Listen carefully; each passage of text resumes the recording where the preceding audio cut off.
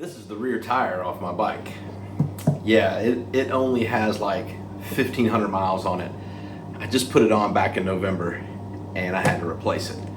So yeah, I got screwed.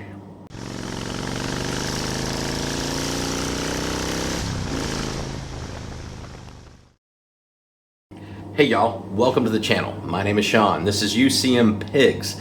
And today we're going to talk about this tire and why I had to replace it. Now before we get started, let me remind you to like, comment, and subscribe. And as always on my channel, if you don't feel like typing words, just leave me an emoji. Let me know you're here. I would greatly appreciate that. So, as I said in the little intro there, this is the rear tire off my bike. It is a Michelin Commander 2.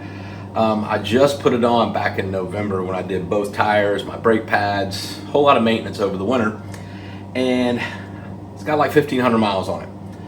And I left my office the other day, and as I was approaching the bike, I was able to see this little beauty glistening in the sunlight. I picked up a screw, so yeah, I kind of got screwed. So tire's been holding there, haven't had any problem with air pressure, so I was thinking, well, maybe it's a short screw and it's just in the tread. So I got home and started fiddling with it with a pair of needle nose, and I could hear the air escaping. So little screw in there. So I'm going to pull this little screw out. We're going to talk about why the tire is off the bike, because you have a lot of options when it comes to something like this. Now, this is not the first time I've picked up a nail or a screw or a shard of something in the tire. But typically it's when the tires have a little more life on them, and I don't feel so bad about replacing them because I did replace the tire. I was not able to find a Commander 2, well, one that could get to me in a reasonable amount of time. I've had good luck with these tires. There's a lot of naysayers about putting Commander 2s on a full dresser. I got like 15,000 miles out of my last set.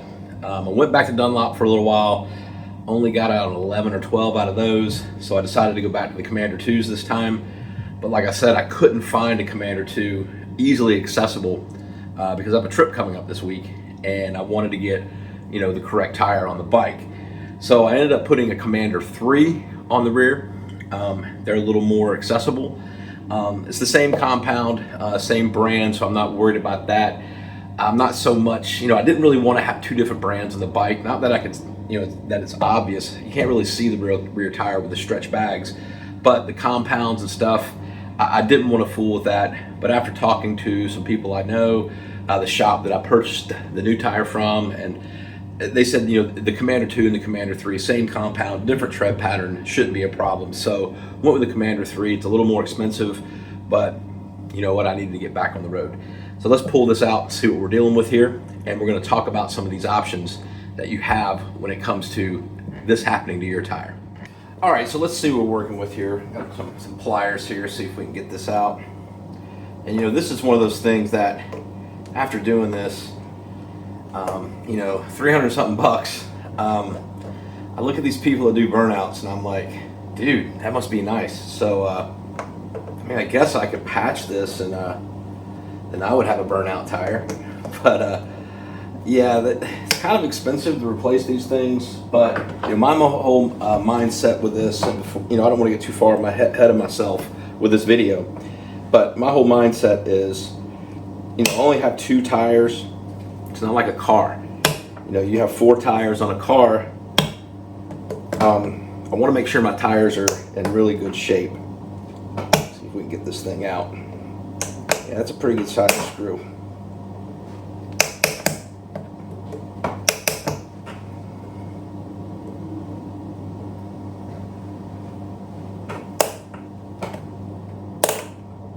I just broke off the head.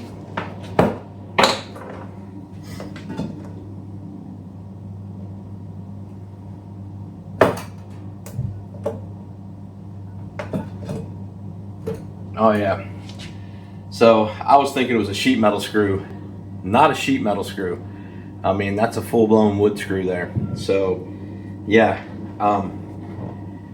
pretty in there pretty well. So I'm glad I went with replacing it because, like I said, there are a lot of options, but again, I only have two, so I want to make sure they're both in good shape. So some of the options you have. Now, I do carry a plug-in kit. I think everybody should on their motorcycle, and that would allow me, and this would be a perfect situation where the puncture is in what is known as the T-zone, which is your tread zone right here in the center.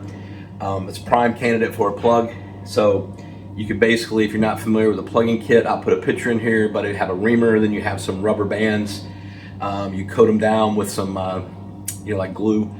You have to ream the hole out a little bit, and then you poke the bands down there, pull it out, trim it off, check it for leakage, and that should get you to, a place that you can get the tire correctly repaired. So I do carry a plug-in kit. Now, again, going back to automobiles, I've had automobiles that I have plugged the tires numerous times and drove them for the remaining life of the tire, never had an issue. But again, I have 4 of them and I have a whole bunch of steel around me. Not really willing to take that chance on something where I only have 2 tires.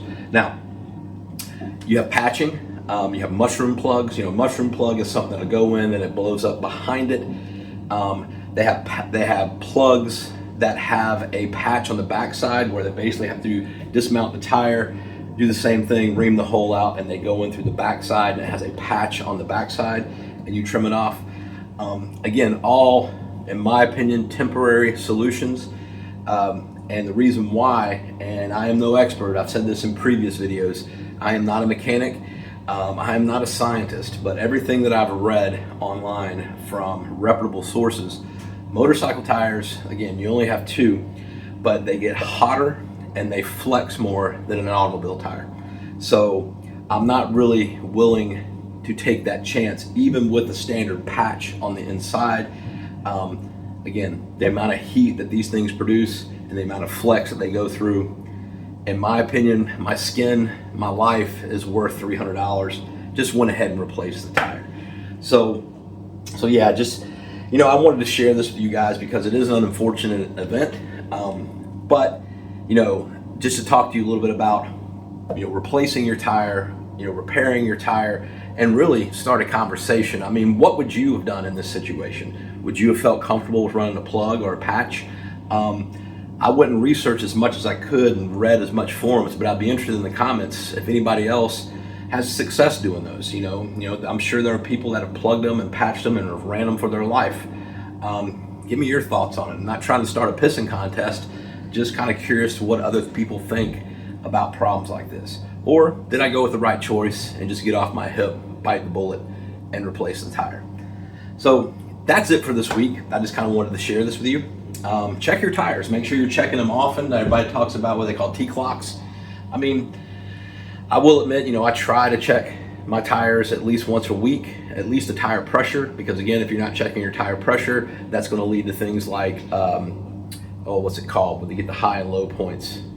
Gosh, it just totally left me. But the tires start roaring.